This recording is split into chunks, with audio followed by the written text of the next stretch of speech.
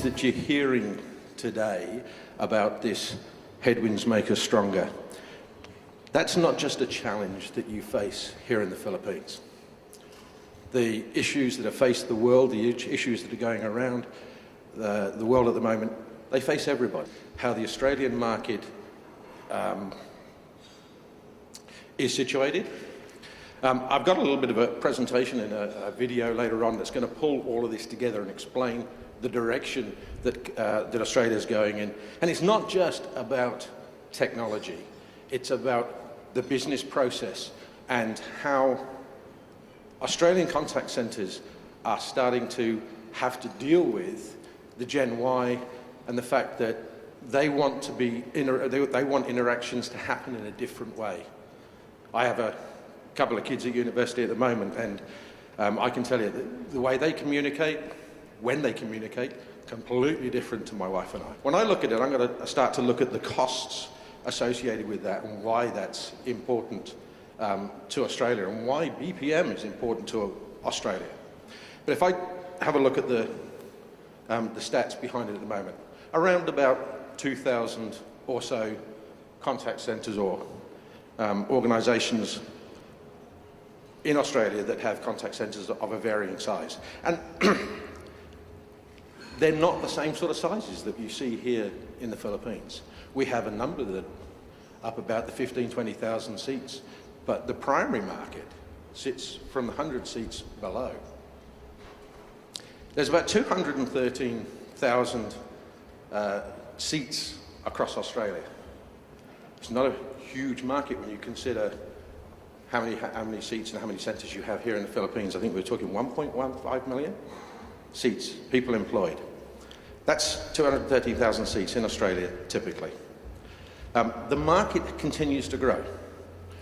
Since 2011, we have been growing the market at around about 11% year on year.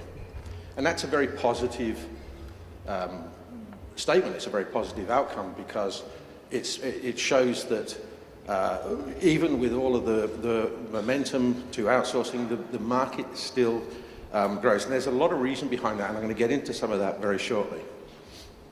But if I look at the outsourcing specifically, one of the reasons we're obviously here to talk about, the captive centres, those centres that don't outsource at all done in-house, down from 83% to 78% in the last 4 years. So that means we are starting to move more of our work offshore, and there's a reason for that. I'll come to that shortly. 43,000. Measure your 1.15 million to 43,000. So outsourcing in Australia isn't huge. It's not the primary reason why people would outsource. And again, there's a lot of reasons behind that. Here's some of the reasons. So we have 200,000 seats, there's about 300,000 all up working in contact centres, which represents for Australia just over 1% of the population. That makes us a fairly mature market. So a really big space and very few people. I think we're still only about 22, 23 million people in the country. I think you've got that many in Manila, or at least that's how many that were going the other way when I was trying to get here this morning. But one of the key things that we need to focus on here is that last point there. 213,000 seats, 300,000 people working in the industry, $15 billion in wages.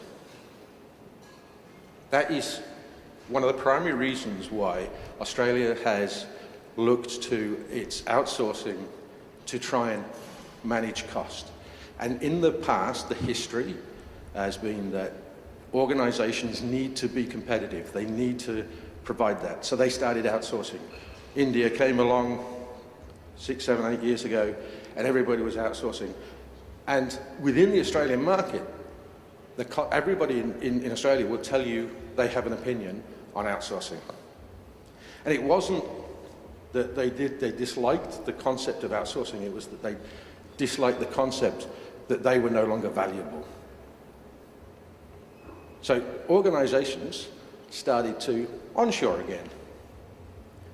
And we saw an influx of people. In fact, organisations that started to onshore actually made it to the national news. And some of our companies went to the market telling people that that's all they were going to do. That was their differentiating factor for their marketing. They were going to onshore. But then we faced this $15 billion in wages again. So how do you can't just manage that cost. What Australian organisations have come to the realisation of is it's not so much about the cost. It's about the customer experience. This is the evolution that we are seeing within Australia at this point in time. Customer experience, customer excellence is now what is driving Australian businesses. And that's the differentiating factor that people are going to the market with now.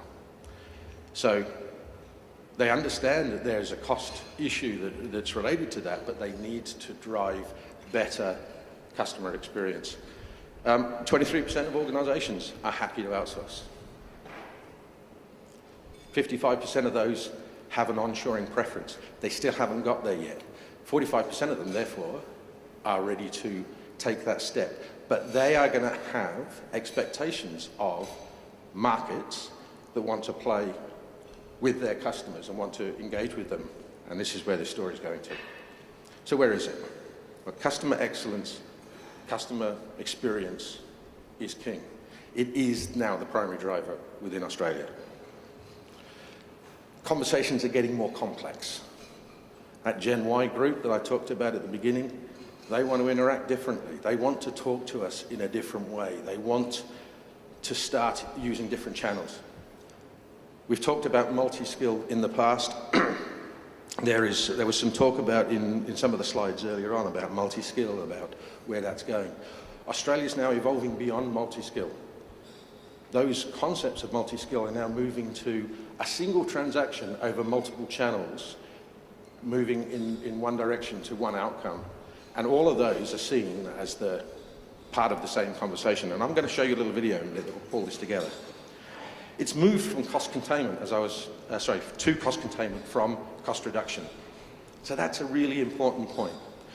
Australian businesses are starting to understand they've got the cost, they're going to have to manage that. But what they really need to do is not drive away the customers. They've got to retain them.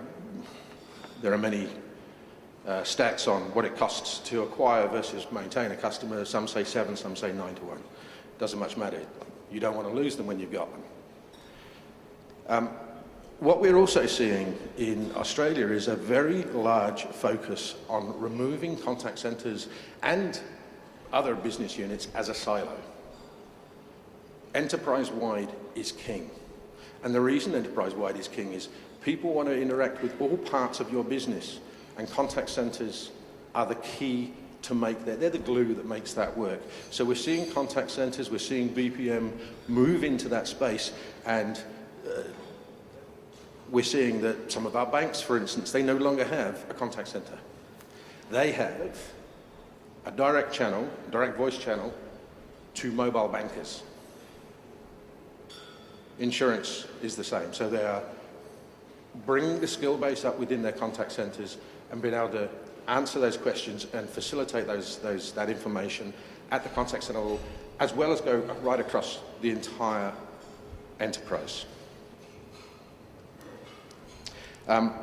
Single channel is still there, but it's now not so much about it's about where does that single channel fit within the entire cradle to grave or end-to-end transaction that that customer is trying to work their way through. So the key here is how do we move those other channels that are not voice-based and make sure that we reuse those skills and make the most out of the investment, and how in this environment do we engage with other partners, other organisations to help us on that journey. The challenge when I set this up at the beginning, how can BPO survive the customer excellence boom, because that's what it's driving. It's about making sure that you're not just looking to take one piece of that, but how do you, as an industry, how do you as a partner engage in that transaction? You can't take one piece. You're still highly competitive. Take two pieces, less competitive. Three pieces, less competitive. So what you're essentially doing, and I think Ike talked about this, you're moving up the value chain. How do you engage in the culture of that organization? How do you engage in their technology? How do you not just take the load, but how do you be able to be a part of that transaction and see what's happening for an SMS that went 10 minutes ago? Just out of interest, anybody got any ideas? I don't think I put the answer up there. Any ideas how many different channels that video went through?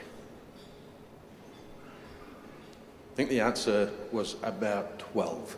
What we're seeing in Australia is the average number of channels engaged in any one transaction in this environment is 9. 9 separate channels. That's the challenge. So, cost containment, not cost reduction. Customer excellence, there's a perception that customer excellence will drive onshoring. I challenge you that's not necessarily the case. I challenge you that with what you have here in the Philippines, that you can play a part in that role.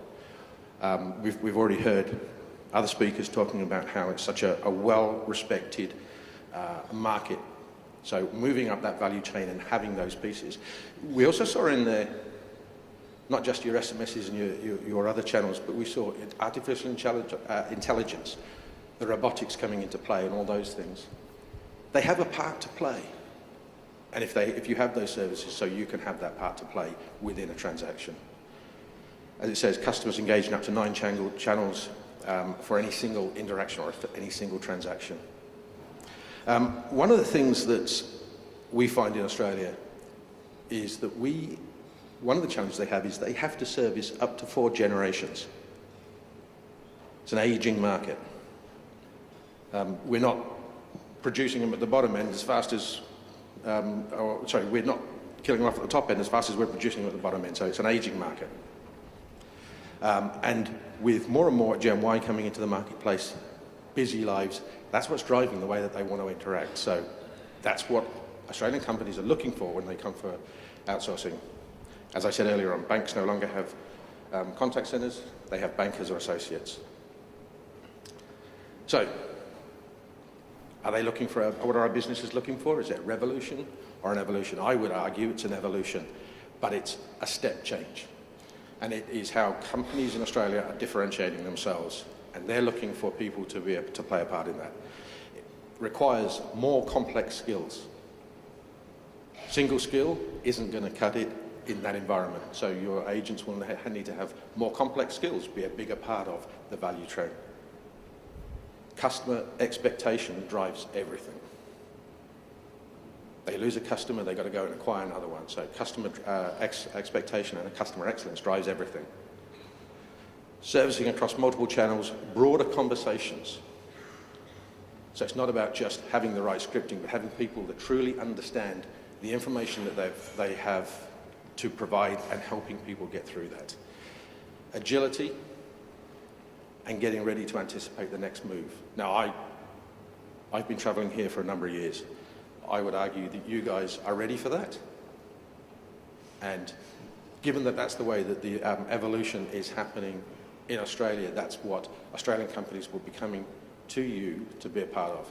What they're looking for, partners that add value, up the value chain, part of the transaction. And with that, I see that there's a very strong story for the BPM market, not just invoice, but right across all of the channels. Thank you very much.